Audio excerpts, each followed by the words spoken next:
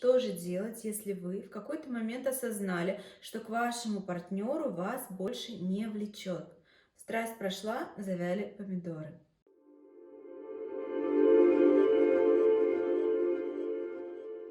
С этим обязательно нужно что-то делать.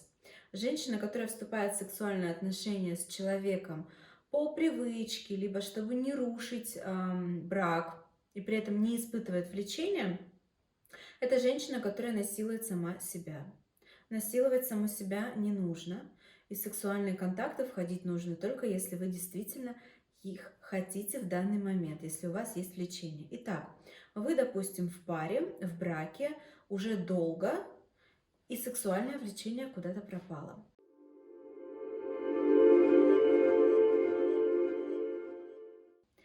Первое и самое важное. Не говорите об этом вашему сексуальному партнеру, мужчине.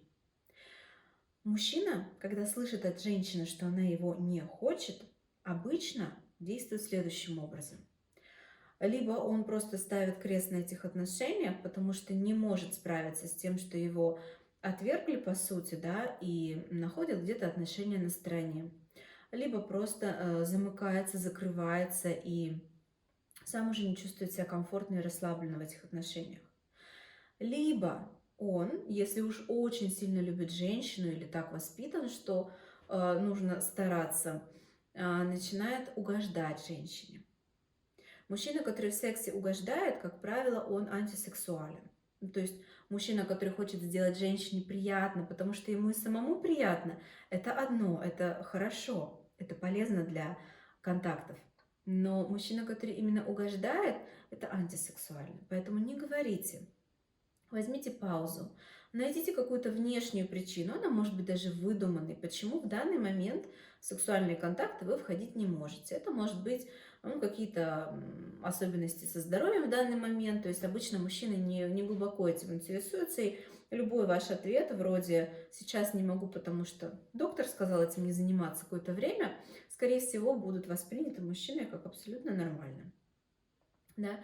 И главное это время потратить с пользой. Время этой паузы, воздержания потратить с пользой.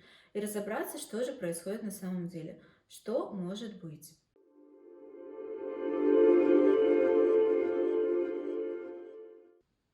Может быть, что вы настолько внутри затаили много на него обиды, злости, непонимания, непринимания, да, вот негативного, которое вы не проживаете, не вносите в контакт, что вы просто не можете хотеть именно этого человека. С этим лучше всего сходить к психологу, либо попробовать разобраться самой. Вынести это в контакт, но желательно не просто бесполезными ссорами, а как-то красиво, чтобы это принесло какой-то результат, чтобы вы могли в итоге договориться, чтобы можно было прийти к какому-то мировому соглашению. Обычно для этого нужна сторонняя помощь внешнего человека, который эмоционально не вовлечен в ситуацию. И подруги подходят здесь мало, потому что подруги либо у них резонируют, у них самих есть там проблемы, и они только вливают масло в огонь, либо им самим так больно и тяжело в этой теме, что они сами-то на это глаза закрывают, и вам они тоже помогут быстренько закрыть на это глаза. Соответственно, если там очень много в контакте вашим с партнером чего-то негативного, с этим нужно разбираться, желательно профессионально.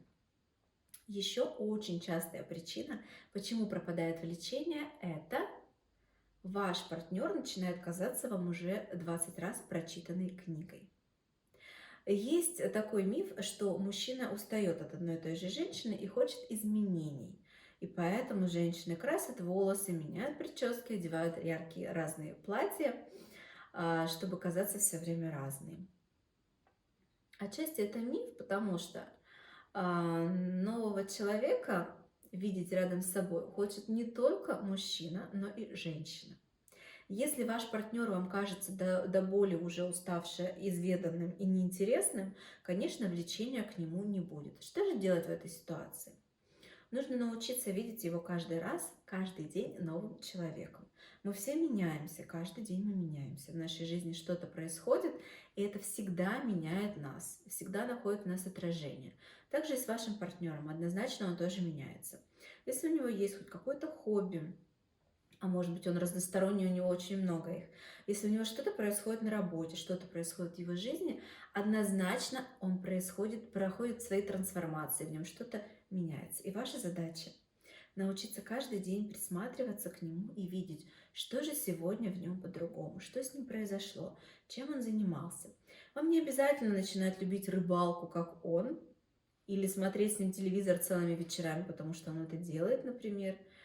Не обязательно любить его хобби и разделять их с точки зрения одобрять их, быть вовлеченной, интересоваться самой. Нет, хобби его не обязательно разделять. А вот быть с ним в моменты, когда он в этом находится, обязательно, потому что пара предусматривает такую вот парность.